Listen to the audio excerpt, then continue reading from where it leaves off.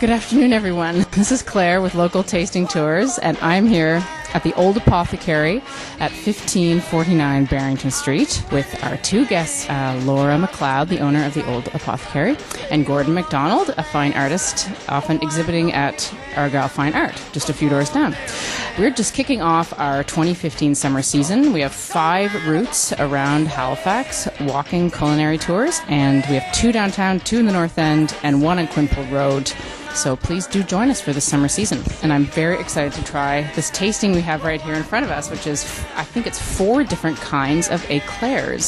So Laura, can you tell us what kinds these are while we dig in? We have, of course, the classic eclair, which is pastry cream and chocolate ganache on top. Beside that is the maple walnut eclair, and that is a maple cream filling with white chocolate and toasted and sugared walnuts. Over there we have the tiramisu eclair, which is a mascarpone cream and a coffee-infused ganache and some cocoa powder on top. And beside that is a strawberry and basil eclair. And that one is a strawberry cream and a basil-infused white chocolate. Absolutely gorgeous. Let's dig in, shall we, Gordon? Yeah. How do you communicate how good something is just by voice? Where has this been all my life? I'm trying the maple one, and the filling is so mapley. I make a maple cream first, which is kind of a heavy, thick cream, which is a lot of maple syrup in there. And then after that sets up, then I whip it in with some whipped cream to make it a little bit lighter. Okay, and so you said that the original eclair has pastry cream, and that's a classic. Pastry cream is a very traditional filling that is basically eggs and milk and butter. So tasty. I make the vanilla here, so I use vanilla beans and bourbon. And I make limoncello here for the lemon tarts. Wow, that sounds like a serious commitment to making everything yourself. Yeah. Which one's your favorite? Well, I'm speechless. I remember on one of your other podcasts, they said, what was a favorite food from your childhood? And this didn't exist. I grew up in the Maritimes, and you got what the grocery store had. If you're my age, most of the procedures in cooking were developed during the Depression, which meant cook everything as much as possible. Yeah, because it was dangerous not to cook. So everything, it was a pride that you cooked everything as much as possible, and that you were ensuring your family's health. So the treat was something that was bought out of a box, and it had a lot of chemicals in it. And I had a very smart brother who knew what those chemicals were, and he would frighten me. But I remember as a kid eating stuff that it'd be banned now probably, but it was pretty tasty, like Pepperidge Farm. I had Pepperidge Farm as a kid, and it was a fancy cookie when I was a kid. A grocery store fancy cookie. Yeah, and Chef Boyardee pizza. So Laura, tell us a little more about the other offerings here at the Old Apothecary, which incidentally has just opened a couple of weeks ago. The other pastry items that we're currently carrying are lemon tarts and salted caramel brownies. I'm going to be adding a frangipane tart later this afternoon, hopefully, depending on how my time goes today. So just maybe just mention what a frangipane tart is. It's an almond cream that's going to be in a tart shell with blood orange marmalade, actually. You don't say. And of course in the morning we have all our croissants, butter croissants, pain au chocolat, and chocolate almond. And also I've started doing lemon poppy seed. Sounds unique. My neighbor here at the Loop described as a Franco-Prussian miracle. So it was pretty funny. And you, of course, you do fresh breads. Every single day. We make sourdough, apple, rosemary, walnut, potato and onion, focaccia, baguette. The greatest thing in the form of bread is focaccia bread that just came out of the oven. How you could actually make that without just eating everything. Yeah, not testing it, like just filling yourself up. Can you just tell us a little about your background, Laura? Like what led you to open this beautiful little bakery here in Halifax? Basically, I was an interior designer for 17 years. I wanted to change and realized what I wanted to do when my son started going to culinary school. We were Skyping every week, and as he's telling me what he's doing, I was like, I want to do that. He graduated in December, I started in January. We had always cooked together, and he started working at a restaurant when he was 16, and the two of us were always watching cooking shows, and we would watch, Chopped, and as soon as they opened the basket, we would hit pause on the TV and be like, okay, what would you make? I got to culinary school thinking restaurant, but then when I started the baking program, that's what I loved. But he helped me. He came here with his girlfriend to assist opening this place before they went off to Thailand for a couple of years. He came to help open this January, February, and March. The weather, he's like, I am never coming back there.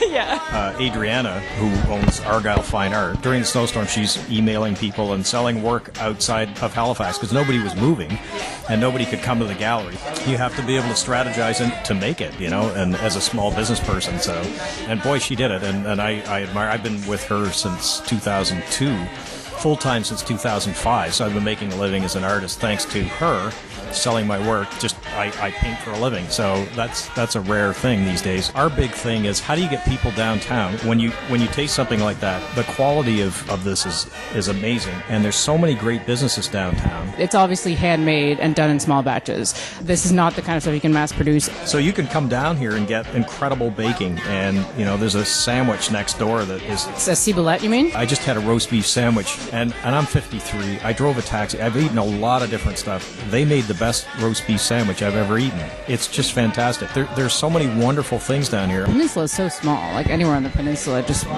getting on the bus or whatever, but coming down to support the independent business is so important. You're getting something for your money. It's not even support. It's like, you got to try this. Like you're having a really good time down here eating pastry.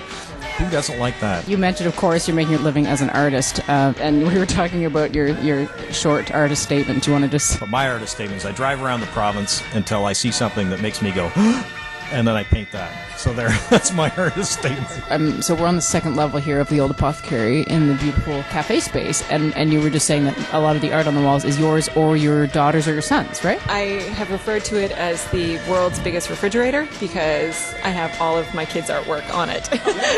So just in terms of the building, I noticed the exposed brick, and it was built as a drugstore. Originally, the building was built as a drugstore, which is why I called it the Old Apothecary. Yeah. The idea of having this as a studio would just, it's a dream. All our studio space was blown up in the Halifax explosion because all those 19th century warehouses are what are now being converted, and they got wiped out because they were all in the north end. So when you see a space like this, which is upstairs, it's great light, it's nice, it's ambient. You were saying that sort of by accident, all the photos people take of food up here look really great because you've got these like beautiful pink tables and turquoise tables, and also the light, like we were just saying, the light is so beautiful. But your plates for your pastries are enamel, am I right?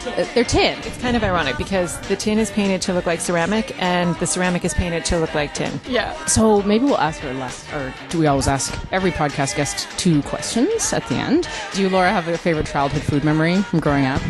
I do, but it's kind of funny because it's ironic that I do this for a living now because the memory is of horribly burning something. My grandfather I stayed with him all summer. He was living in Goldboro. He had a wood-fired oven, one of the old Enterprise stoves. You had to fill it with wood, and that's how it worked. And so I was trying to cook a pound cake, and the bottom cooked fine. The middle was completely raw, and the top was on fire when I took it out of the oven. And so I took it out of the oven. I was about 11 years old. I took it out of the oven and put it in the sink and ran water on it. And then I went out to play because I'm 11. And when I came back, my grandfather was sitting at the kitchen table eating a slice of it. And I was like, Granddad, I burned it. I put water on it. He said, nothing the matter with that, dear. That's perfectly good cake. That is an amazing story. Oh my God. You went through the Depression in the 30s. You're not wasting anything. Yeah. I won't forget that in a hurry. Wow. The other question we ask is, do you have a favorite locally owned business that in Halifax you like to support? Well, I'm biased because Adriana, who runs Argyle, I love farmers markets. I think there's a new farmers market up on Windsor at the Forum. I think people should check that out. I think they should run a campaign on TV where, somebody complains about no parking, and then the same person is pulling into a giant parking lot, and the Canadian Tire's way off in the distance. There's plenty of parking down here. You just have to walk 2 blocks or 3 blocks, When Jane Wright opened Jane's on the Common, people told her, like, you can't open a restaurant with no parking. Yeah. One of the most popular restaurants kind of like ever to open here. People will come. If you come here once and have one of these eclairs, you go, it's worth it.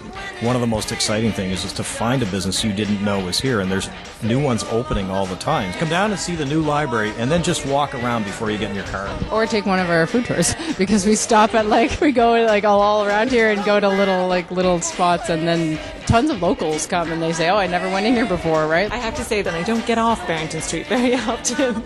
But in terms of, like you said, spending half your paycheck somewhere, Ciboulette is definitely where I spend half mine. And, the other half goes to Stillwell's. So it's all about balance. Yeah. to Sailor Bob to get a haircut, $16 haircut. And I told them about Ciboulette. So two of them are going there to get a sandwich. And I said, all you got to do is go there once. They'll be down there 3 times a week too. So all you got to do is eat one sandwich, have one eclair, buy some art, and then go home. Yeah, don't complain about parking. Thank you both so much for meeting with us today. Laura MacLeod, owner and baker at the Old Apothecary. Gordon MacDonald, painter and exhibitor at Argyle Fine Art. I'm Claire with Local Tasting Tours. Take a tour, take a bite out of Halifax.